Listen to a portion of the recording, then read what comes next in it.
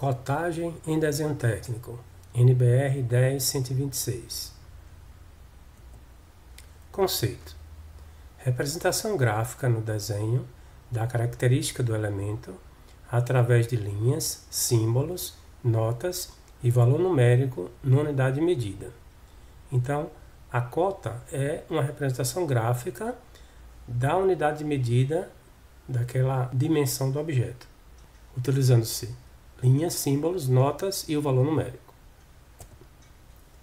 Aplicação: toda a cotagem necessária para descrever uma peça ou componente, clara e completamente, deve ser representada diretamente no desenho. Então, deve-se evitar fazer legendas para colocar as cotas. A cotagem deve ser localizada na vista ou corte que represente mais claramente o elemento. Então, você deve estudar qual é a melhor opção de aplicação daquela cotagem, daquela dimensão do objeto. Desenho de detalhes deve usar a mesma unidade para todas as cotas sem emprego de símbolo. Então, você tem que usar sempre a mesma unidade. Cotar somente o necessário para descrever o objeto ou produto acabado. Nenhum elemento do objeto ou produto acabado deve ser definido por mais de uma cota. Então, deve-se evitar a repetição de cotas para o mesmo elemento. Método de execução. Elementos de cotagem. Nós temos a linha auxiliar, a linha de cota, o limite da linha de cota, que chamamos de terminador, e a própria cota.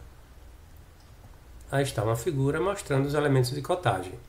Nós temos a linha de cota, que é essa linha aqui, né? O limite da linha de cota, que é o terminador, que depois nós vamos detalhar mais esse elemento.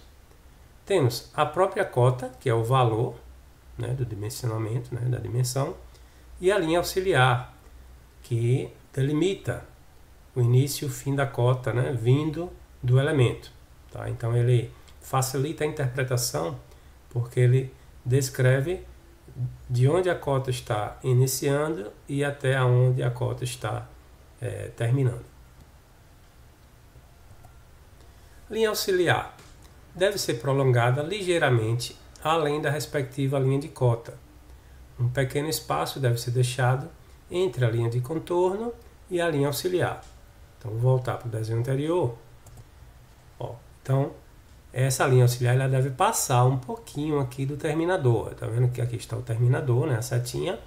Então, a linha auxiliar, que é essa aqui que vem lá do elemento, ela passa um pouquinho aqui da linha de cota, do terminador da linha de cota.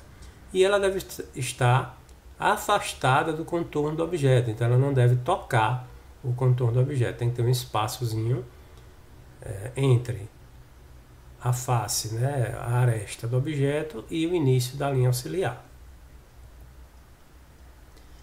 Linhas auxiliares devem ser perpendiculares ao elemento dimensionado. Entretanto, se necessário, pode ser desenhado obliquamente a este, aproximadamente a 60 graus, porém paralelas entre si. Então, o que está dizendo aí? Que essas linhas auxiliares elas devem ser perpendiculares ao objeto que está sendo cotado, a face do objeto está sendo cotado. Se for necessário, essas linhas podem ser inclinadas, porém elas devem ser paralelas entre si e a 60 graus. Por exemplo, se eu precisar cotar dessa forma aqui, ó, então as linhas precisam ser, as linhas auxiliares, paralelas entre si, né? Aqui está a linha de cota, e formando aqui com a horizontal um ângulo de 60 graus.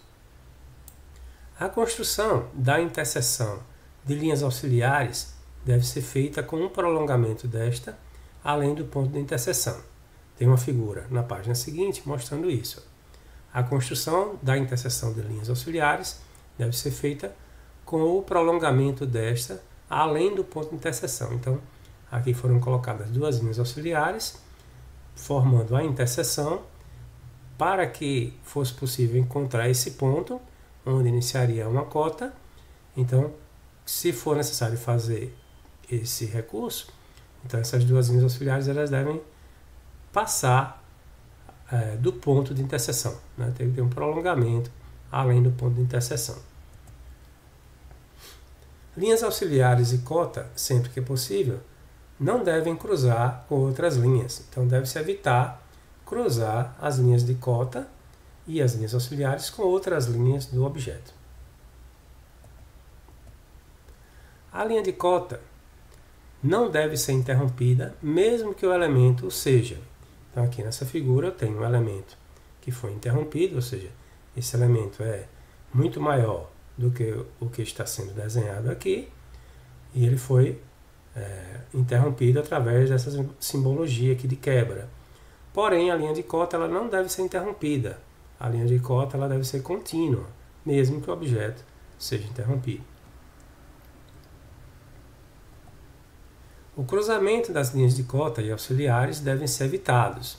Então, deve ser evitado cruzar as linhas auxiliares entre si e também linhas auxiliares com linhas de cota e linhas de cota com outras linhas de cota.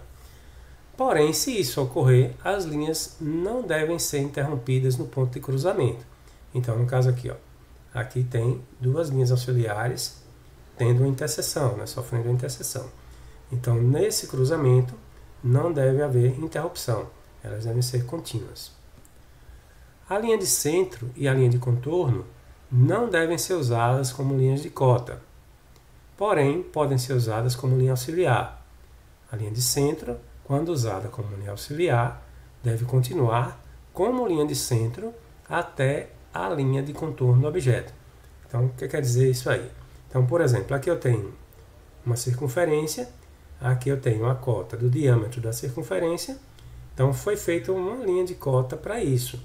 Não usou-se a linha de centro como linha de cota. Então, eu poderia, quem desenhou aqui, poderia simplesmente colocar essa linha de centro como linha de cota, mas não é permitido. É necessário colocar uma linha de cota para o diâmetro, ao invés de utilizar a linha de centro como linha de cota.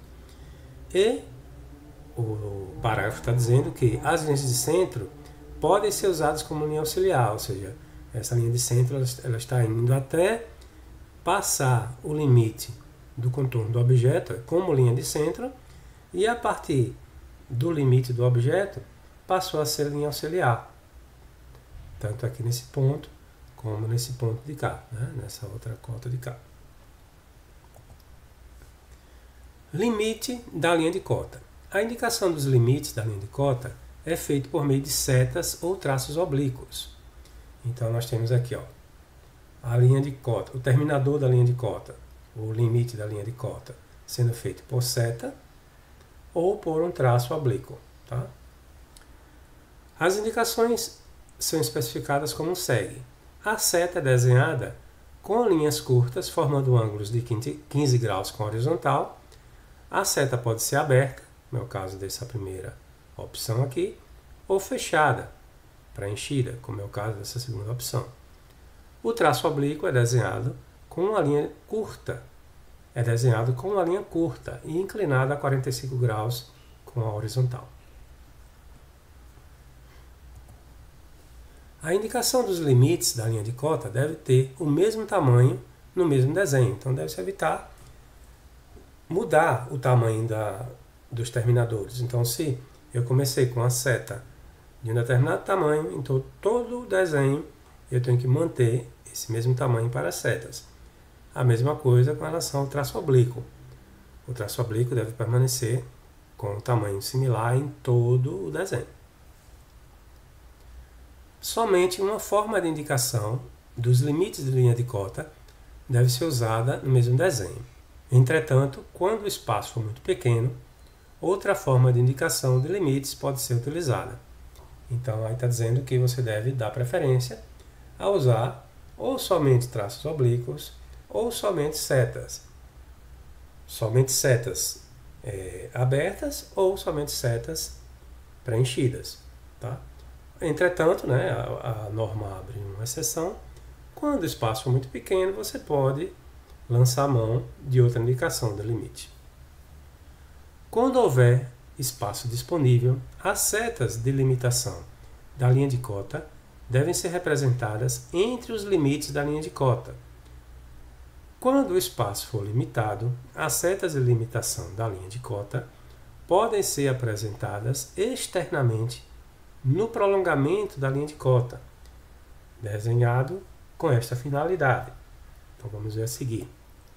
Aqui, por exemplo, aqui ó, os terminadores dessa linha de cota estão internos às linhas auxiliares, ou seja, está dentro, né, sobre o finalzinho da linha de cota. Já aqui nesse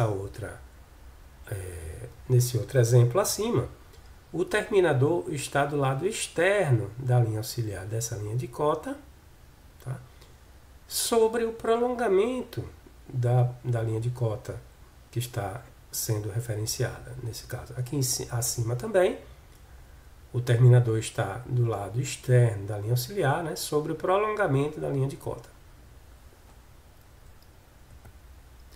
Somente uma seta de limitação de linha de cota é utilizada na cotagem de raio. Pode ser dentro ou fora do contorno, ou linha auxiliar, dependendo do elemento apresentado. Então aqui eu tenho um raio.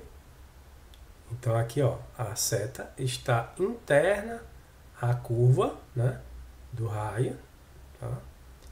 Aqui nesse caso também a seta está interna à curva do raio. Aqui nesse outro caso a seta está externa à curva do raio. E está sendo usada apenas uma seta. Não é necessário uma seta do outro lado.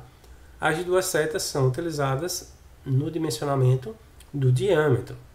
Porém, quando for raio, usamos apenas uma seta. A apresentação da cotagem. Existem dois métodos de cotagem, mas somente um deles deve ser utilizado no mesmo desenho. Então, você deve escolher o método de cotagem que você vai usar naquele determinado objeto e permanecer com esse mesmo método até o fim daquele desenho, né? Não misturar, não colocar dois métodos dentro do mesmo desenho. Então, método 1. As cotas devem ser localizadas acima e paralelamente às suas linhas de cota e, preferivelmente, no centro. As cotas devem ser escritas de modo que possam ser lidas da base e ou do lado direito do desenho. As cotas em linhas de cotas inclinadas devem ser feitas como mostra o desenho a seguir. Na cotagem angular, podem ser seguidas uma das formas apresentadas. Então, vamos ver numa figura a seguir o que está falando esses parágrafos do método 1. As cotas sendo colocadas acima da linha de cota e paralela à própria linha de cota e também centralizada no espaço da linha de cota. A cota horizontal está sendo vista de baixo para cima, ou seja, está tendo uma observação nesse sentido. Então eu não posso colocar uma cota horizontal com esse número aqui invertido para baixo, porque senão eu vou ter que virar o desenho para ver o desenho ao avesso, né? Então aqui todas as cotas horizontais teriam que estar com essa formatação. Então, com o número acima da linha de cota e também na horizontal. Quando a cota for vertical, o valor da cota deve estar do lado esquerdo para que se observe o desenho, né? O valor da cota da direita para a esquerda. E aqui uma cota inclinada com o valor da cota numa posição que dá para visualizar de baixo para cima. Aqui temos algumas posições de cotas, desde a horizontal até a vertical. Aqui, à medida que vai inclinando, a cota vai passando para o lado esquerdo, né? Aqui está acima, depois vai passando para o lado esquerdo. Aqui na vertical já está do lado esquerdo. Aqui do outro lado, ela vem para o lado direito, né? Para poder ser visualizado de baixo para cima. E quando chega aqui na horizontal novamente, aqui abaixo está do lado esquerdo. Aqui algumas situações de ângulos. Aqui o valor do ângulo acima do arco de abertura do ângulo. Aqui a parte de baixo, sempre com o valor do ângulo acima da linha ou à esquerda da linha curva da abertura do ângulo.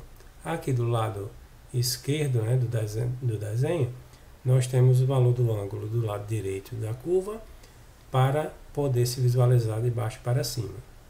Método 2. As cotas devem ser lidas da base da folha do papel.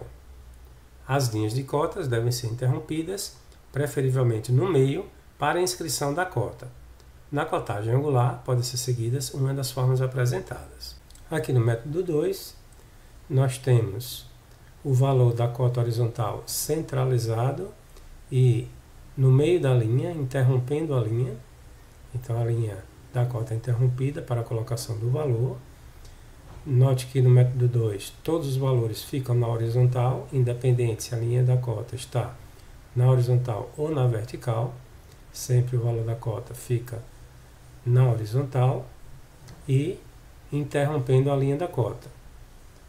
Aqui nós temos uma linha inclinada com o valor da cota na horizontal, com a linha da cota interrompida.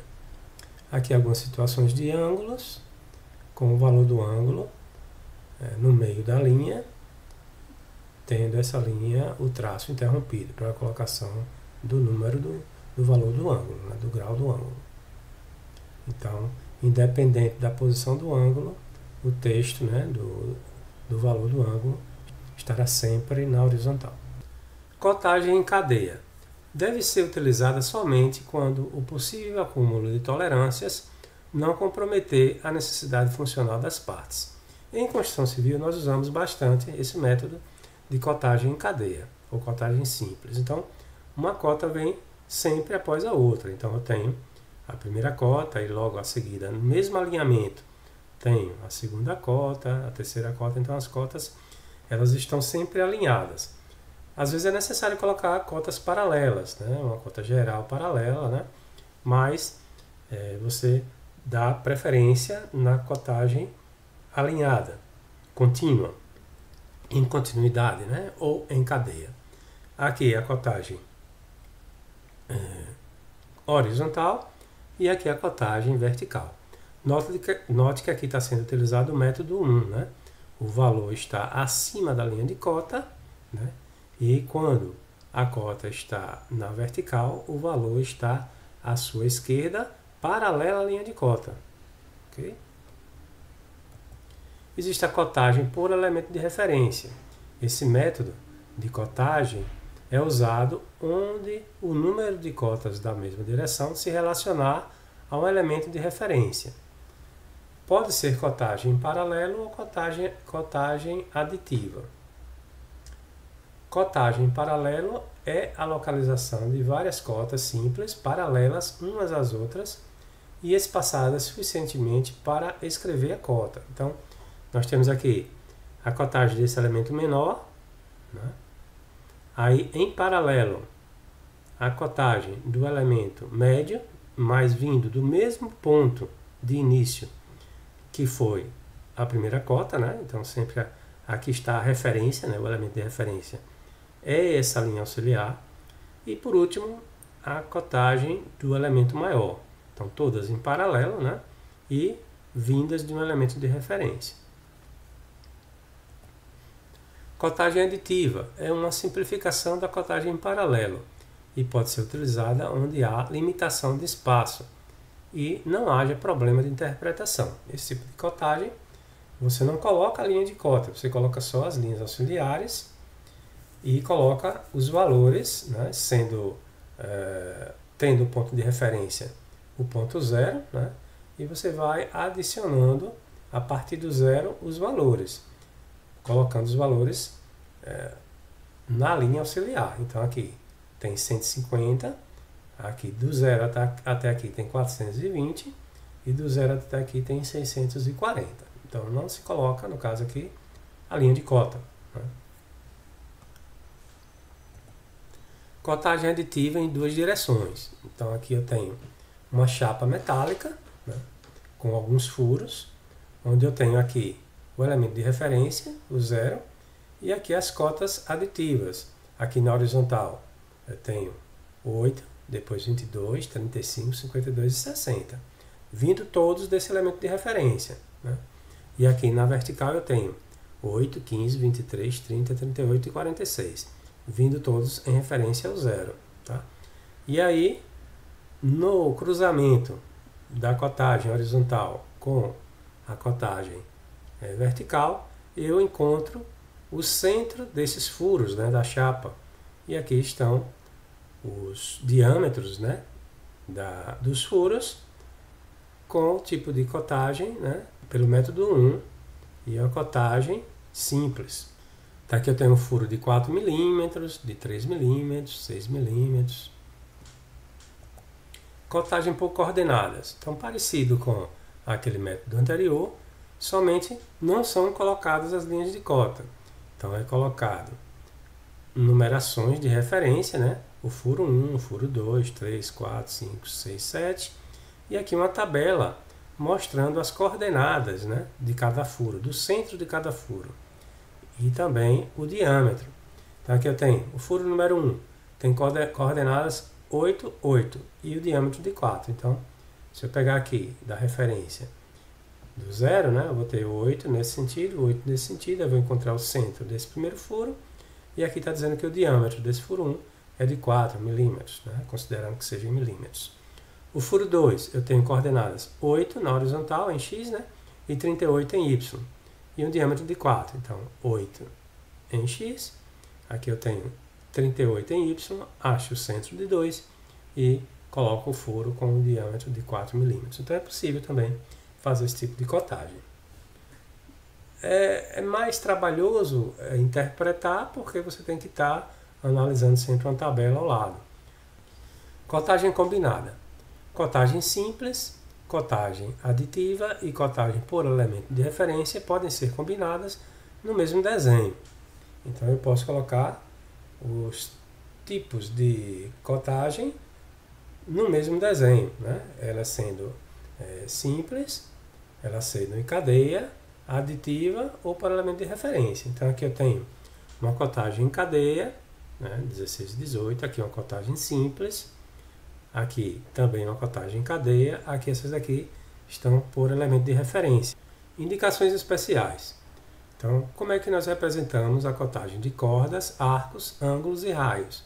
Então aqui nós temos a cotagem da corda, então é feita por uma cota horizontal, então está sendo cotada aqui é esse elemento, né, que é a corda. Aqui tem a cotagem de um arco, aqui está sendo cotado o comprimento do arco. Então é colocado esse símbolozinho, essa curva, acima do valor. E aqui é cotado a abertura do ângulo. Se faz o arco da abertura do ângulo e o valor de referência. Elementos equidistantes. Onde os elementos equidistantes ou elementos uniformemente distribuídos são parte da especificação do desenho, a cotagem pode ser simplificada. Aqui nós temos os elementos equidistantes. Temos aqui elementos lineares equidistantes. Digamos que aqui seja uma placa com alguns furos, sendo o primeiro furo com a distância de 15 milímetros da face aqui esquerda da placa até o centro do primeiro furo. E aqui nós temos 5 distâncias de 18 milímetros entre o centro dos 18 furos, dando um total de 90 milímetros. Aqui já tem uma medida em graus, sendo 4 ângulos de 15 graus, né, a distância em graus do centro de cada furo, totalizando 60 graus. Aqui abaixo eu tenho também uma chapa perfurada, que está sendo interrompida aqui no desenho. Do primeiro ao segundo furo tem 18 milímetros, e aqui eu tenho 17 espaços de 18 milímetros entre os centros de cada furo, totalizando 306 milímetros. Aqui eu tenho uma placa circular com 4 furos equidistantes do centro, e entre eles cada furo tem 15 milímetros de diâmetro. Chanfros e escareados. Os chanfros devem ser colocados como mostra a figura abaixo. Nos chanfros de 45 graus, a cotagem pode ser simplificada. Então, aqui nós temos chanfros escareados. Aqui a representação de um chanfro com 4 mm de comprimento e um ângulo de 30 graus. Aqui um outro chanfro com 3 mm de comprimento e um ângulo de 45 graus. Então aqui está falando que ângulos de 45 graus pode ser representado dessa forma. 3 vezes 45 graus. Então aqui significa 3 milímetros de comprimento do chanfro e 45 graus de chanfro. Aqui o escariado, o escareamento de furos, né, de algum objeto, algum elemento perfurado. Então essa parte achurada aqui com essas linhas é maciça e essa parte branca é o furo. Então na entrada do furo eu tenho um escareamento. Esse escareamento primeiro aqui tem 3 milímetros com um ângulo de 45 graus. Aqui eu tenho uma abertura de 15 milímetros e 90 graus entre as duas inclinações do escareamento. E aqui eu tenho uma profundidade de 5 milímetros e uma abertura de 90 graus entre as duas inclinações do escareado. Aí um exemplo de uma planta baixa de projeto arquitetônico mostrando a cotagem. Então, aqui, por exemplo, é uma cotagem em cadeia, né, onde são apresentadas as medidas da espessura das paredes e a medida, né, a distância de parede a parede. Então nós temos aqui 0,15 metros, tá? As medidas estão em metros. Então aqui 0,15 metros, ou seja, 15 centímetros. Aqui eu tenho a distância de uma parede a outra de 3,35 metros. Depois aqui mais outra parede de 0,15 metros ou 15 centímetros e assim por diante. As cotas são colocadas em cadeia, né? Aqui eu tenho outra cota em cadeia na vertical, né? Note que aqui foi usado o método 1, né, onde o valor está acima da linha de cota. Então aí nós temos um exemplo de cotagem de uma planta baixa de projeto arquitetônico. Aqui um exemplo de um desenho de um corte de um projeto arquitetônico. Então nós temos aqui as cotas do corte. Aqui nós temos cotas em cadeia, temos aqui também cotas simples, tá? E pelo método 1. Aqui um exemplo de um projeto estrutural, a forma de um projeto estrutural. Temos aqui a cotagem em cadeia, colineares, né, estão na mesma linha, são cotas por as cotas em cadeia. Então a cota, quando for vertical, o valor fica do lado esquerdo para que você consiga observar o valor aqui da direita para a esquerda. Assim como os elementos que estão sendo escritos dentro do projeto devem ser colocados para que você consiga ler de baixo para cima, né, ou da direita para a esquerda.